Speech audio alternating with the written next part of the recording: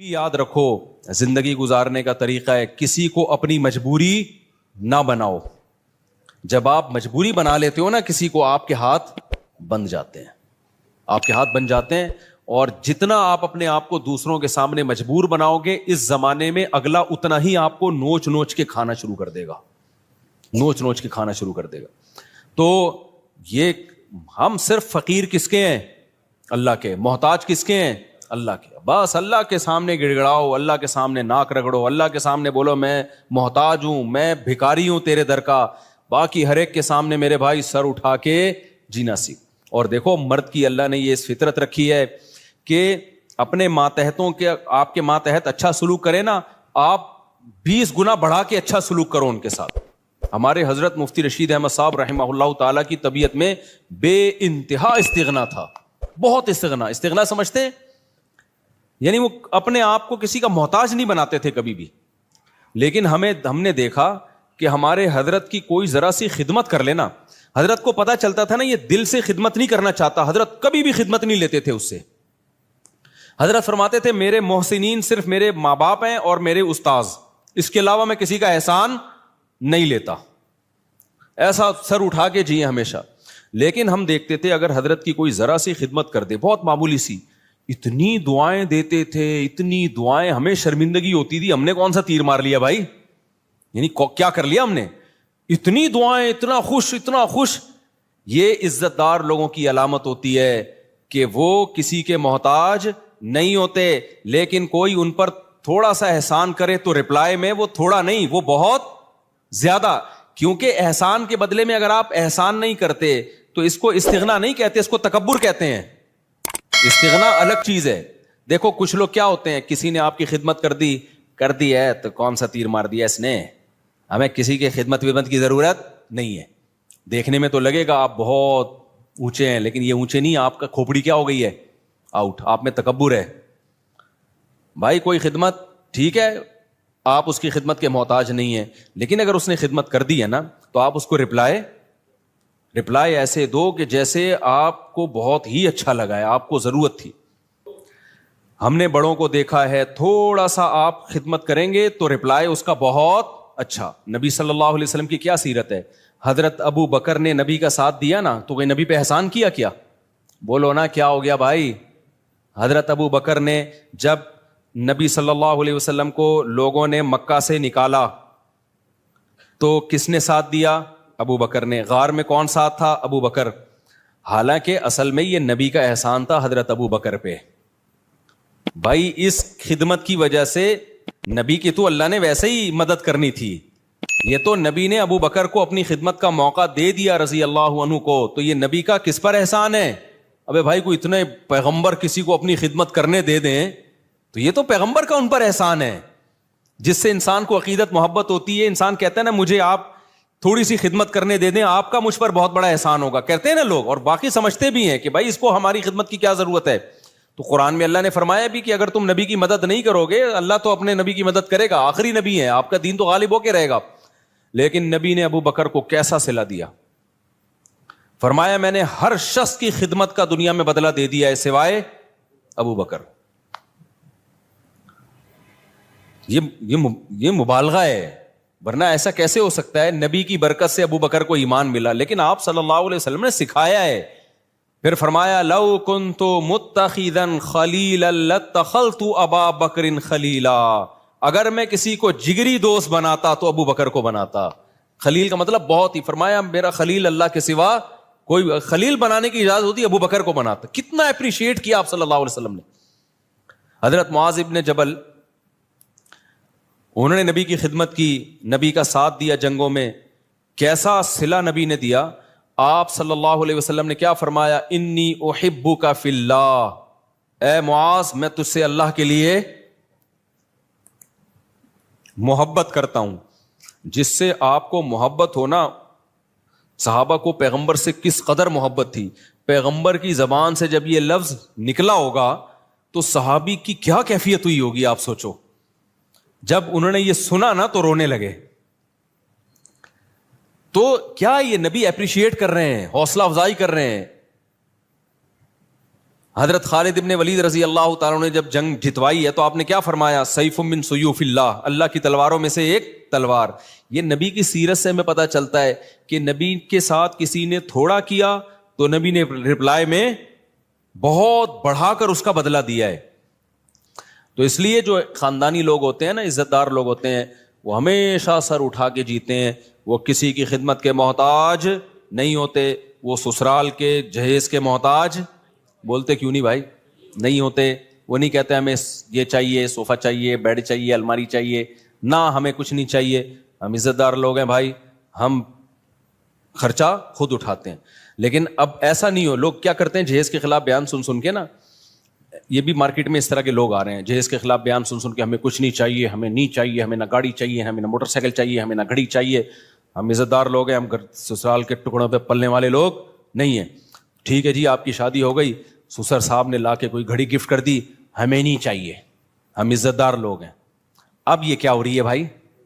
بھائی آپ کو نہیں چاہیے نا، اب بغیر چاہت کی ایک چیز مل رہی ہے، آپ لیں جناب، آپ کا بہت بڑا احسان ہے. یہ نہیں بولیں یہ سستی والی لا کے پکڑا دی آپ نے مجھے، ٹھیک ہے نا حضرت یہ بڑی خدمت ہے آپ کی، اللہ آپ کو جزائے خیر دے، ہم تو بہت شکریہ آپ کا. تو اس میں اس کو اپریشیٹ کرنا چاہیے، کیونکہ اس کے سامنے کہنا کہ ہمیں نہیں چاہیے، یہ پھر استغنا نہیں ہے، بلکہ یہ کیا ہے؟ تکبر. سمجھتے ہو کہ نہیں سمجھتے؟ تو بڑا جب کوئی چیز دے تو آپ سینے سے لگائیں اس کو کہیں کہ بھائی بہت بڑی چیز مل گئی. آپ کے ابا، آپ کی اماں آپ کو کچھ گفٹ دے. حضرت مولانا شرف علی تھانوی رحمہ اللہ تعالی کی زوجہ نے ان کے لیے بڑی محنت سے ایک اچکن بنائی. اچکن پتہ ہے کسے کہتے ہیں؟ پہلے زمانے میں ہوتی تھی اچکن ہی ہے نا، کچھ اور میری اتنی دیر میں تو لغت اور چینج ہو جائے گی میرے بھائی. تو ہیں اچکن، کچھ اچکن کہتے ہیں، کچھ وہ نہیں ہوتی ایک وہ پورا چوغا سا پہنا جاتا. اب مولانا تھانوی رحمہ اللہ کا مزاج نہیں تھا ایسی چیزیں پہننے کا، اور ان کے گھر والوں نے اتنی محبت سے اتنی محنت کر کے بنائی تو وہ وہی پہن کے نکل گئے گھر سے باہر. لوگوں نے کہا یہ آپ کیا پہنا ہے؟ انہوں نے کہا یار اتنی محبت سے اس نے بنائی ہے. اب میں یہ نہیں کہہ رہا آپ کی بیگم کچھ بھی آڑا ترچا پہنا دے، آپ دسترخوان پہنا دیا، آپ محبت سے باہر نکل آئے تو لیکن کوئی بھی آپ کے ساتھ تھوڑی سی بھی خدمت کرے تو جواب میں اس کو دعا دینی چاہیے، اس کو بہت زیادہ اپریشیٹ کرنا چاہیے، لیکن محتاج کسی کا انسان بن کے نہ رہے. ایک طرف لوگ بہت زیادہ ٹینشن میں بچوں کو مارنا پیٹنا، ہر وقت برا بلا کہنا، یا گھر میں ایسا ہر وقت ماحول بنا کے رکھنا، اور ایک طرف گورا ہے اس نے ٹینشن فری بنا دیا. یہ دونوں چیزیں فطرت سے کیا ہیں؟ بغاوت. اسلام ہے وَكَذَلِكَ جَعَلْنَاكُمْ أُمَّةً وَسَطًا. اسلام نے کہا نہ ساری خواہشات تمہیں نہیں پوری کرنے دوں گا میں، بہت ساری جگہوں پہ تمہیں اپنی خواہش کو کچلنا پڑے گا. تمہاری وہ لگژری لائف ہو ہی نہیں سکتی جو غیر مسلم کی ہوتی ہے. شراب پینے کا دل چاہے گا، نہ، پابندی ہے. بوڑھے ماں باپ کی بات میں کر رہا تھا، وہ ڈانٹتے ہیں ڈپٹتے ہیں، آپ نے برداشت کرنا ہے. اس سے سب سے بڑا فائدہ پتہ ہے کیا ہوگا؟ جب آپ اپنے بچوں کے سامنے اپنے بوڑھے باپ کی برداشت کرو گے تو سمجھ لو آپ کا بڑھاپا اب جنت. نہیں آئی میرا خیال ہے بات؟ آپ کا بڑھاپا کیا ہے؟ جنت.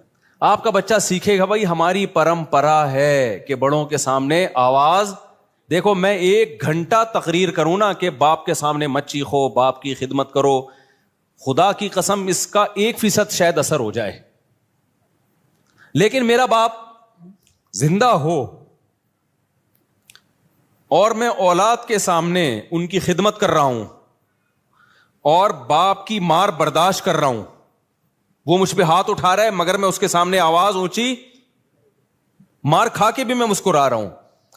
یہ 6 گھنٹے 10 گھنٹے کے بیانات اور کتابیں ایک طرف، اس سے آپ کیا بچے کو جو موٹیویشن ملے گی نا، وہ سمجھ جائے گا بھائی ہمارے ہاں ہوتا ہی یہی ہے کہ باپ کے سامنے آواز نہیں بلند کی جاتی. اس کو رائٹ ہے کہ وہ مارے، وہ ہاتھ اٹھائے، اس کو یہ حق دیا ہے خدا نے. اب تک ہمارا کلچر بچا ہوا کیوں تھا؟ باپوں کے سامنے ماؤں کے سامنے چیختے نہیں تھے. کیوں بچا ہوا تھا؟ اس لیے کہ دیکھتے آ رہے باپ. اب سیٹ اپ ختم ہو گئے نا، تو شادیاں دیر سے ہو رہی ہیں، بچے پیدا ہی ایسی عمر میں ہوتے ہیں کہ آپ کے باپ کا انتقال ہو چکا ہوتا ہے. یہ بھی ایک بڑا نقصان ہے. پہلے لوگ بچے دیکھتے تھے ہمارے ابا اپنے ابا کی ایسی خدمت کر رہے ہیں. ہم نے ایسے خاندان دیکھے ہیں کہ دادا بیٹھا ہوا ہے نا، مجال ہے کوئی منہ سے آواز بھی نکال لے، وہ پتہ چلتا تھا واقعی دادا ہے. اب دادا ایک لقب رہ گیا، محلے کا دادا آ رہا ہے. جو سچی مچی کا دادا ہے گھر میں, اس کی کوئی 2 ٹکے کی ویلیو نہیں ہے, وہ بیچارہ کھانسنے کے لیے ہے بس, اس کی کھانسی سے بھی تکلیف ہوتی ہے, جراثیم پھیلا رہا ہے گھر میں بیٹھ کے وہ.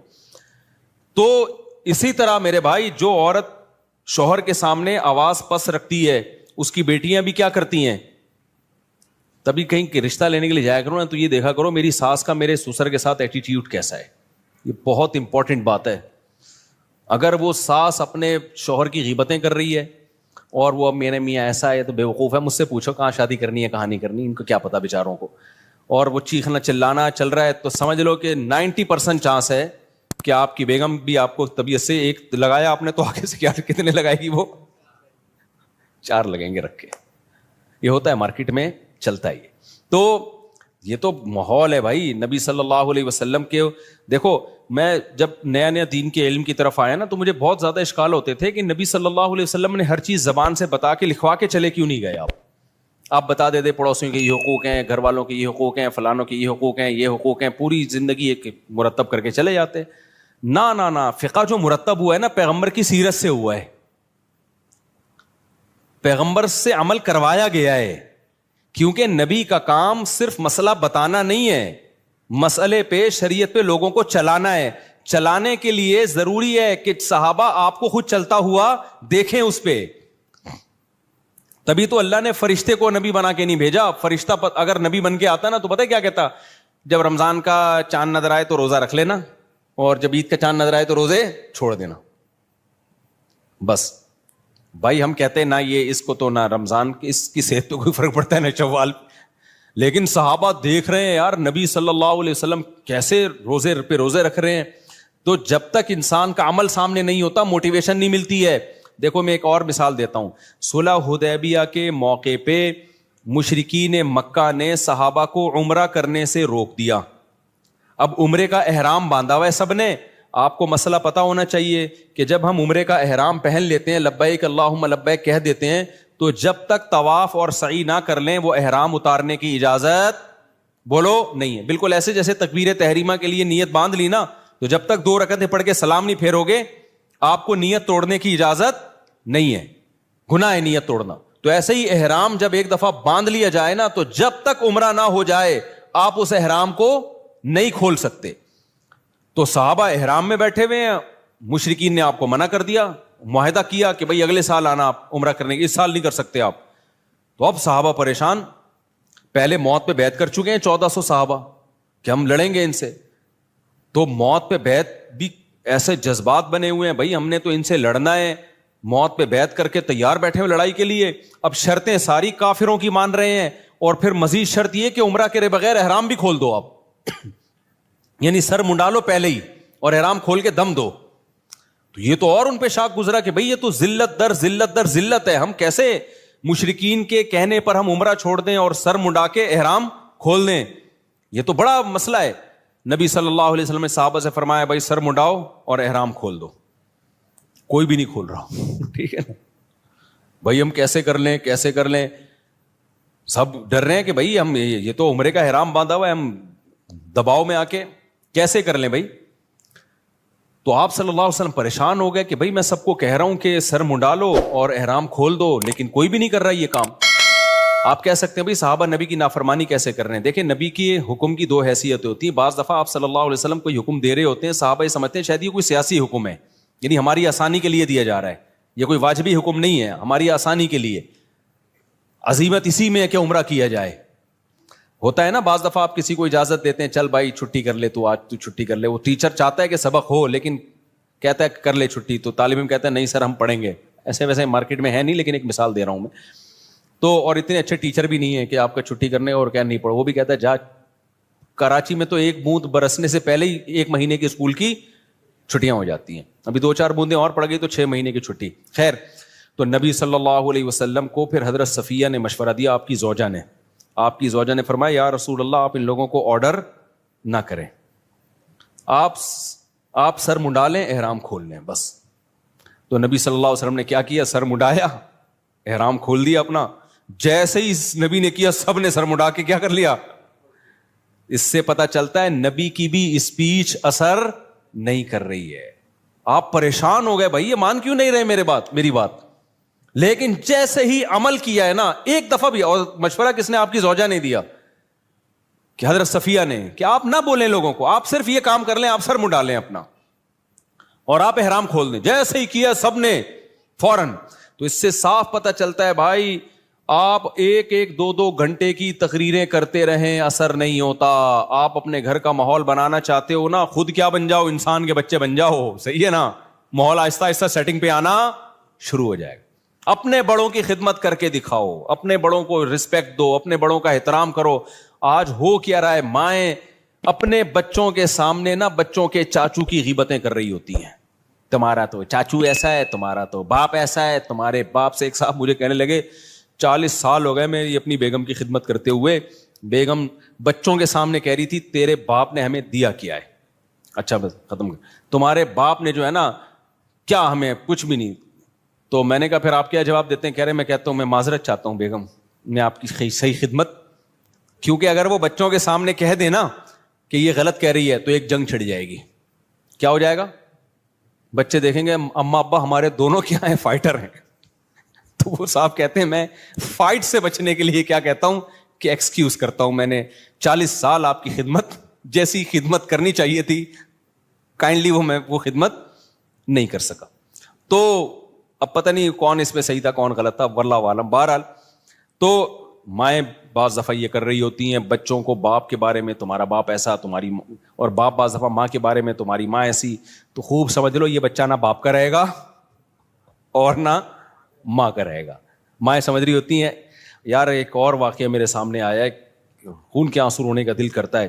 ایسے واقعات بھی آتے ہیں, ماں بیمار ہوئی ہے نا, اب بچہ ماں کی زیادہ خدمت کر رہا ہے تو باپ کو غصہ آ رہا ہے. باپ بیمار پڑا ہوا ہے, بچہ باپ کی بہت خدمت کر رہا ہے تو ماں کو غصہ آ رہا ہے کہ کیوں ابا کو اتنا کیوں فری کرایا ہوا ہے. بس اعتدال سے رہو, زیادہ غلام بننے کی کوشش.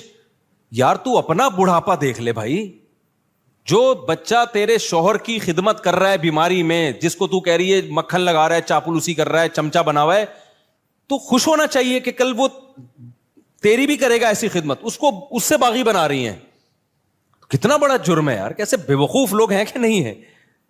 تو اس لیے صبر کا مطلب کیا ہے؟ اللہ نے جو کہا نا کہ صبر کرو, صبر, ان الانسان خلق ہلوعا, انسان جلد باز ہے, اس میں صبر نہیں ہے.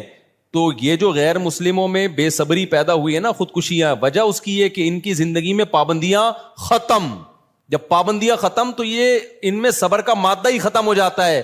ذرا سی ٹینشن آئی, اور ٹینشن ان کی ریلیشن خراب والی ٹینشن ہوتی ہے. سب مادہ پرست بن گئے ہیں, ذرا سا پیسہ گیا تو سب کچھ گیا. یار بچہ 18 سال کا ہوتا ہے تو باپ کہتا ہے کہ کرایہ دے میرے گھر میں رہنے کا. سمجھ رہے؟ بچہ 18 سال کا ہوا نا تو باپ کہتا ہے تیرے باپ کا گھر نہیں ہے, ٹھیک ہے, کیا دے گا؟ کرایہ دے گا. اتنی مادہ پرستی جو سوسائٹی میں آ گئی ہو تو خودکشیاں نہیں ہوں گی کیا وہاں پہ؟ ریلیشن صرف کتے سے اور پیسے سے بس. تو میرے بھائی اپنے سسٹم کو بچاؤ. اللہ نے ہمیں بہت ساری پابندیاں لگائی ہیں, بہت ساری ٹینشنیں دی ہیں. نظر کی حفاظت کی ٹینشن, باپ اور ماں کی برداشت کرنے کی ٹینشن, بیوی کی کڑوی کسیلی برداشت کرنے کی ٹینشن. عورت کو حکم دیا, شوہر الٹا سیدھا ہے, کوئی بات نہیں بھائی, میاں ہے نا, سرپرست ہے, تھوڑا سا برداشت کر لو. غلط کیا اس نے تھپڑ لگا کے, لیکن لگا دیا تو آگے سے رپلائی مت کرو ورنہ تمہارا ہی نقصان ہوگا اس میں. تو یہ جو پھر رمضان کے روزوں کی ٹینشن, شراب سے بچنے کی ٹینشن, یہ بہت ساری ٹینشنیں کیا کرتی ہیں, ہمارا جو امیون سسٹم ہے اس کو کیا کر دیتی ہیں, بوسٹ. پھر کبھی زندگی میں کوئی ٹینشن آئی تو اتنی ساری ٹینشنیں جھیلی بھی ہوتی ہیں کہ یہ ٹینشن ہمیں ہلکی لگتی ہے. بالکل وہ ایک جو بدماش تھا نا, سعودیہ کے جیل سے چھوٹ کر آیا, مجھے اپنا واقعہ بتا رہا تھا, انڈیا میں بڑی بدماشیاں اس نے کی ہیں. کہہ رہا میں نے انڈیا میں اتنی جیلوں میں مار کھائی ہے کہ ایک دفعہ سعودی عرب میں پکڑا گیا تھا, تو جب وہ مجھے مار رہے تھے تو مجھے ایسا لگ رہا تھا گدگدیاں ہو رہی ہیں مجھے. میں نے اس کو پوچھا نا یار تجھے اتنا مارا, تو نے راز اگلا کیوں نہیں؟ وہ اپنی کمپنی کو بدنام نہیں کرنا, وہ یہ نہیں بتا رہا تھا میں فلاں کمپنی کا آدمی ہوں, کمپنی سے وفا کی اس نے. دیکھو اس نے کہا کہ اگر میں نے بتا دیا نا فلاں کمپنی کا ہوں تو کمپنی کا تو قصور تھا نہیں, لیکن کمپنی بدنام ہوتی, اس کا کاروبار بیٹھ جاتا. کہتا ہے میں نے کہا میں کمپنی کا ملازم ہوں, مار کھاؤں گا, کمپنی کو بدنام نہیں کروں گا, جو میری غلطی ہے میری ہے, میں کمپنی پہ کیوں ڈالوں. اتنی مار کھائی لیکن منہ سے اگلا نہیں. میں نے کہا کیسے برداشت؟ کہہ رہے ہم عادی ہیں. لیکن اس کا فائدہ کیا ہوا برداشت کا؟ کمپنی کے اونر کو جب پتا چلا نا یار اس نے اتنی مار کھائی, ہماری کمپنی کو بدنام نہیں کیا, انہوں نے کمپنی نے اس کو پارٹنر بنا دیا اپنا. اب وہ ارب پتی ہے, وہ کروڑ پتی ہے وہ آدمی. سمجھتے نہیں ہو میرا خیال ہے بات. تو یہ جو میرے بھائی اسلام کی پابندیاں ہیں یہ آپ کو کیا کر دیتی ہیں؟ اسٹرانگ کر دیتی ہیں, مضبوط بنا دیتی ہیں. غموں کو جھیلنا آپ کے لیے آسان. اس لیے انسان کے بچے بن کے جو شریعت کی پابندیاں ہیں اس کو فالو کرو.